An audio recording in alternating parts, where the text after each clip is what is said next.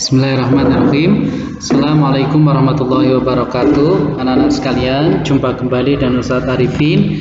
Insyaallah hari ini kita ketemu pada mata pelajaran Quran Hadis dan kita akan mengulas kembali sedikit sebelum bab ini berakhir, yaitu tentang surat Al-Ma'un. Anak-anak sekalian, seperti yang telah kita baca pada pertemuan yang lalu, kita telah membaca bersama-sama surat Al-Ma'un menggunakan metode Umi.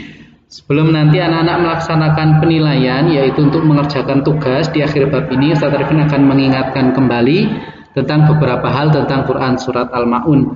Yang pertama, anak-anak sekalian, surat Al-Ma'un ini kurang lebih menggambarkan tentang ciri-ciri orang yang nanti dikatakan sebagai pendusta agama. Dan arti surat ini adalah barang-barang yang berguna. Nah, Ustaz Arifin mengambil contoh pada pertemuan yang lalu, yaitu kita mungkin merasa senang dengan sendal yang berharga ratusan ribu bermerek, tapi kita lupa bahwa mungkin tetangga kita, saudara kita itu memerlukan bantuan kita, sehingga mereka hanya menggunakan alas kaki seadanya. Itu yang menjadi penting untuk kita, bahwa sebelum kita bermewah-mewah, coba perhatikan lingkungan kita. Apakah kita sudah membantu mereka? Apakah mereka kesusahan sedang kita berfoya-foya? Nah, itu yang tidak dibenarkan.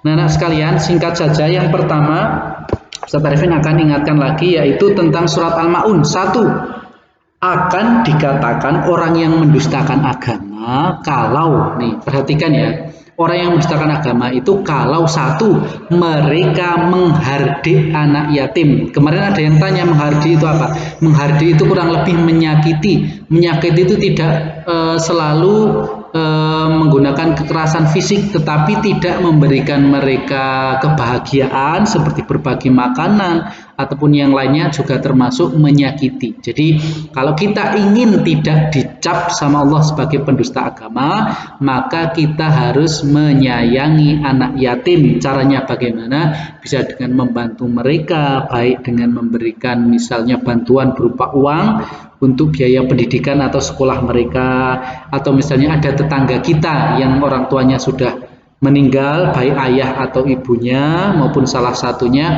untuk memberikan misalnya kita punya makanan yang enak, kita berbagi. Ini juga penting, jangan sampai kita berbagi tetapi makanan yang tidak enak. Kadang-kadang seperti itu, kita bagikan makanan kalau udah mau basi baru kita bagikan. Berarti kita apa? Kita memberikan sesuatu yang buruk. Ini sama persis dengan kisahnya dulu, yaitu ada anaknya Adam yang dua, ada dua anaknya Adam ya, mohon maaf, yaitu yang namanya Qabil dan Habil. Mereka berdua diminta untuk memberikan zakat kepada Allah, memberikan persembahan. Yang satu memberikan persembahan terbaik, satu memberikan persembahan terburuk. Nah, kemudian dinilai sama Allah, yang dipilih jelas yang terbaik. Maka itu menjadi pelajaran berharga bagi kita. Kalau kita mau memberikan sesuatu kepada seseorang, jangan sesuatu yang buruk menurut kita. Misalnya makanan itu udah mau basi, saya nggak suka ini, tak kayak GKI wae. Itu namanya tidak baik. Kalau mau membagikan dari awal, ini memang untuk dia, ini untuk saya. Nah, itu namanya baru berbagi dengan anak yatim. Itu anak-anak sekalian. Yang kedua adalah memberi makan orang miskin. Kita akan dicap sebagai orang-orang yang mendustakan agama kalau kita tidak memberi makan orang miskin atau tidak menganjurkan memberi makan orang miskin. Sekarang orang miskin itu yang bagaimana? Orang miskin itu yang punya penghasilan tetapi tidak cukup untuk memenuhi kebutuhan mereka sehari-hari. Ada yang bekerja sehari cuma dapat Rp5.000, padahal sehari dia harus memberi makan anaknya 3, istrinya 1, di rumah berarti ada 5 orang, beli beras, beli lauk, nggak cukup. Belum tentang kebutuhan kalau tinggal di kota, ada air, ada lain sebagainya. Maka ini termasuk kategori orang yang miskin. Maka kita dianjurkan untuk memberi makan kepada mereka. Jadi anak-anak sekalian, ketika di rumah punya sisa makanan, berasnya sudah cukup untuk berbulan-bulan, kok sampai ada tetangga dekat kita sampai nggak mempedulikan mereka, nanti beras kita dipertanyakan sama Allah. Kenapa sisa tapi orang yang di samping kita nggak diberikan? Nah, itu yang selanjutnya. Kemudian yang berikutnya adalah ada ancaman untuk orang-orang yang lalai dalam sholat. Anak-anak sekalian, mungkin bagi orang-orang yang sudah dewasa, yang sudah bekerja, kadang waktu sholat itu terlambat karena mengerjakan sesuatu, maka itu harus diingat. Jangan sampai kita termasuk orang yang lalai. Nggak cuma orang dewasa, anak-anak sekalian, ketika bermain kok sampai waktu sholatnya terlewat, maka itu termasuk melalaikan sholat. Maka di sini dikatakan celaka orang yang sholat. Orang sholat kok celaka, Ustaz?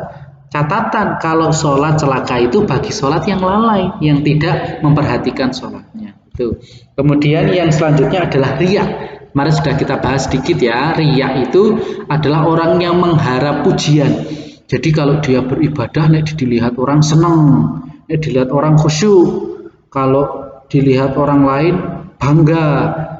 Jadi dia ibadahnya bukan karena Allah, tapi karena kalau dilihat, kalau nggak ada orang sholatnya sak-sae, kalau ada orang sholatnya khusyuk.